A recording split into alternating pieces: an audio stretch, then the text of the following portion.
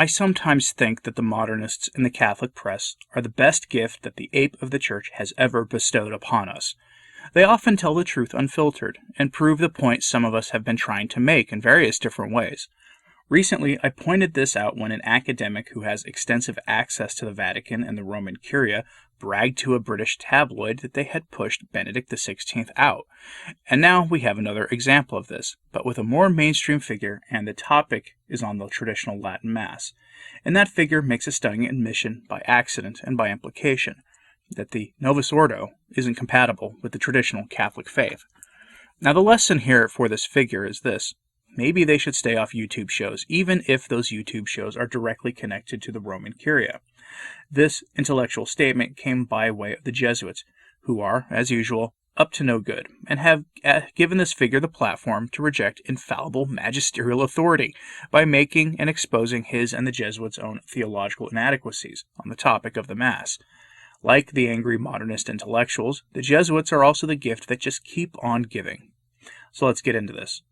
The figure in question is Catholic Twitter's favorite public figure, Massimo Fascioli, a.k.a. Max Beans, a.k.a. Mr. Bean.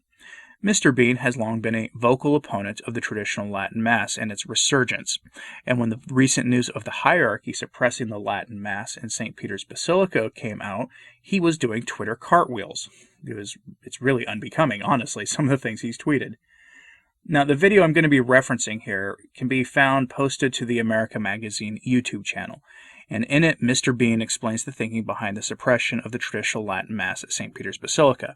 And just when we thought the topic of discussion had died down, the Jesuits at Pastor Jimmy Martin of the Jesuit Church's outlet chime in, and boy, do they let him step in it. Now, unfortunately, I can't use clips of the video because, without a doubt, despite the rules of this place saying that I can, under fair use laws, use clips from it for commentary purposes, America Magazine would object, and when these kinds of groups object, they always end up winning. So, I'll quote Massimo instead from it. I'll have a link to the full video in the pinned comment, or you can view the clip in question that has gotten a lot of us animated through my show notes at returntotradition.org, because a lot of people have been clipping this interview and putting them on Twitter, and I'll have links to some of those in my show notes over at returntotradition.org. Anyway, in the video, Massimo says that the natural form of celebration of the Mass is public, and then rejects the traditional value of saying the Mass in Latin. His errors here are numerous. His first error is a whopper. The most obvious error here is, of course, that these Masses were being said at side altars in St. Peter's Basilica, which by definition make them public anyway. He's not even talking about Masses that were said in some private side chapel with no one present, no one the wiser that they're going on. These were Masses that were by definition being said publicly. But again, let's go further into this, and that's what I'm going to focus on. The Council of Trent in Session 22 infallibly declared that every and all celebrations of the Mass, whether with public participation or in private, is by definition a public act. Even when celebrated alone by a priest, the Mass is still a public act, and the priest is still a public minister. Yes, even if he is in his rectory at 2 a.m. saying a Mass by himself, it is still considered a public act. In Section 21, Chapter 6 of the Council of Trent, the infallible Holy Council states, quote, "On Mass wherein the priest alone communicates, the Sacred and Holy Synod would fain indeed that at each Mass the faithful who are present should communicate, not only in spiritual desire, but also by the sacramental participation of the Eucharist, that thereby a more abundant fruit might be derived to them from this most holy sacrifice, but not, therefore, if this be not always done, does it condemn as private and unlawful, but approves of and therefore commends those Masses in which the priest alone communicates sacramentally, since those Masses also ought to be considered as truly common, partly because the people communicate spiritually therein, partly also because they are celebrated by a public minister of the Church, not for himself only, but for all the faithful, who belong to the body of Christ." End quote. Remember, the laity have as a general rule the right to receive Holy Communion at the Mass if they are present and properly disposed to receiving, meaning in a state of grace. If you need more evidence as to why this take on private Masses being said intrinsically public is off base, made by Massimo here, Let's check in with Pope Paul VI, who said in Mysterium Fidei the following, quote, Mass is not something private, even if a priest celebrates it privately. Instead, it is an act of Christ and of the Church. In offering this sacrifice, the Church learns to offer herself as a sacrifice for all. End quote. Paul VI agreed with Pius V and the Council of Trent in this statement. I think Mr. Bean should submit to the magisterial of the Catholic Church on this score. But that's not what the suppression of the TLM at St. Peter's Basilica was even about anyway. At those private masses, the faithful would often arrive for a mass at the side altar, and the priest celebrant would be happy to receive them in the mass and would give them communion if the faithful were present. There has been numerous testimonies of priests on this all over social media. Surely Massimo understands this. But he goes further than merely rejecting the truths of the faith. He repeats the lie pushed by Luther and Calvin on this topic, which is exactly what the Council of Trent was addressing. But this gets far worse than that. In a different section of his interview, Massimo says that the stance of the Church now is that, quote, you can have the Latin Mass, but you cannot have the theology of the 16th century that was the basis of the Latin Mass. That's a verbatim quote. Now what's the big deal? He is rejecting the theology of the Council of Trent. The Council of Trent was the 16th century council of the Church. That is what he is saying here. We are bound by faith to obey and submit to the Council of Trent in ways that we are not to the Second Vatican Council, because in the case of Vatican II, Pope Paul VI said himself that the Council defined no dogmas and made no binding statements. The Council of Trent did. The Council of Trent is dogmatically binding and infallible as a council. To reject the Council of Trent is heresy. But do you get the implication here? The traditional Latin Mass must submit to Vatican II, and by extension, the De Novis Ordo Missae is not compatible with the infallibly and binding dogmas of the faith as taught by the Council of Trent. That's what he is saying. Massimo is admitting by proxy that the Novus Ordo is not compatible with the traditional theology of the Church, with the 16th century theology of the Church, that it is not compatible with the traditional faith of the Church. I want you to let that one marinate in your brain for a minute there.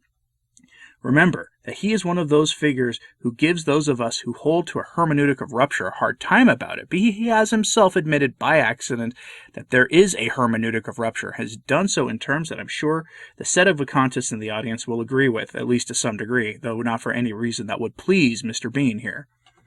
Now, Pope St. Pius X in 1907 published the landmark encyclical Pascendi Dominici Gregis on the doctrine of the modernists. In that encyclical, he formally defined modernism as the synthesis of all heresies. I have that encyclical on my channel. It is a pretty heavy-duty stuff, but if you're interested, feel free to go look for it. It's something that every Catholic should be familiar with. And among the modernists, you can find aspects of pretty much every era of history presented somehow. And Massimo here, with the full support of the Jesuits at America Magazine, repeats one of the errors of Luther, who claimed that the laity were being barred from Holy Communion at private masses, that these masses were an exercise in extravagance. It's not thinking that you would expect from a Catholic. But then, strictly speaking, anyone who embraces modernism is by definition no longer part of the Church. And that's sort of the nature of formal heresy. And this is why modernism is not only the sum of all heresies, but the most dangerous of all of them. It's everywhere and nowhere simultaneously. Modernism is anti-holiness, in that it pervades everything in the Church, just like true holiness pervades everything. To a degree, nearly all Catholics have imbibed of modernism to some degree. This is a point that Father Ripperger has made, and he's absolutely right about it. And this includes most traditional Catholics. It is our duty in these days to embrace the truth of the faith regardless of whether it makes us uncomfortable or not. And that is why I am doing something that I'm not actually pleased to be doing at all. I am going to be recording one of the most hidden and important encyclicals of all time, one that the Vatican has quietly not published on its website. Pope Paul IV's Cum Ex Apostolis Officio, the famous papal bull that says that any bishop or priest in the Church who holds to heresy loses their position, including popes. I've actually been working on this encyclical for the better part of a week now, so get ready for that one because it's an important document. At the core of modernist thinking is this. All the time we are told we need the Church of today, that the Church must be in sync with the times, that it must get with the times in order to be relevant to our age of apostasy. The historians talk of the age of faith, and now we live in whatever the opposite of that would be. We are told that the church must get with the times, and in so doing, if you are at a Novus Ordo parish, then you are seeing a Mass that is stuck in the 1960s or 1970s. Such is the nature of man-made inorganic liturgy. The liturgy there reflects that period of history. The music at the Mass is from the 60s, the vestments are from the 60s, the architecture is as well, and the homilies are filled with all the hippie rhetoric of that time. Like that period in the history of Christendom, the documents of the Church claim no formal authority, and are often filled with cliches that make our eyes roll collectively. How often do you see someone from Rome talk of accompaniment and dialogue and fraternity, and realize that you've heard all of this for decades and it's just cliche nonsense that doesn't mean anything except whatever is convenient at the time for the Pope or the bishop in question? This is not a problem we experience with authentic Catholic theology. The Council of Trent is not ambiguous. It is not wishy-washy. It is not cliched or dated. The infallibly taught edicts of the Council of Trent can be understood by anyone who either reads them or has a traditional priest explain the various issues discussed by Trent. Moreover, the Catechism of the Council of Trent is the only catechism of the Church that is infallible as well. Now, why is that? Because everything said in that catechism is a direct quote from the Council of Trent itself.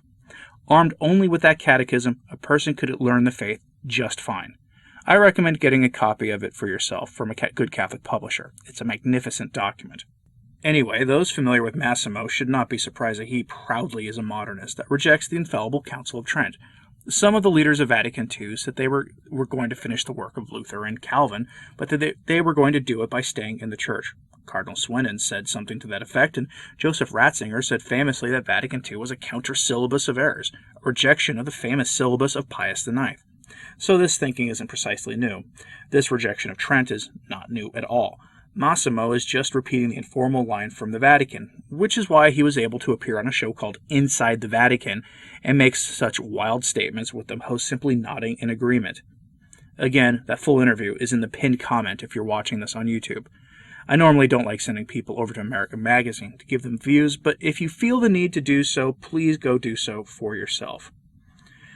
Anyway, as always, I thank you for listening and for your support of this channel. And please pray for the Church. And I remind you that Christ the King will have his day. He will emerge victorious in the end. Thanks for listening. I'm Anthony Stine. Ave Maria.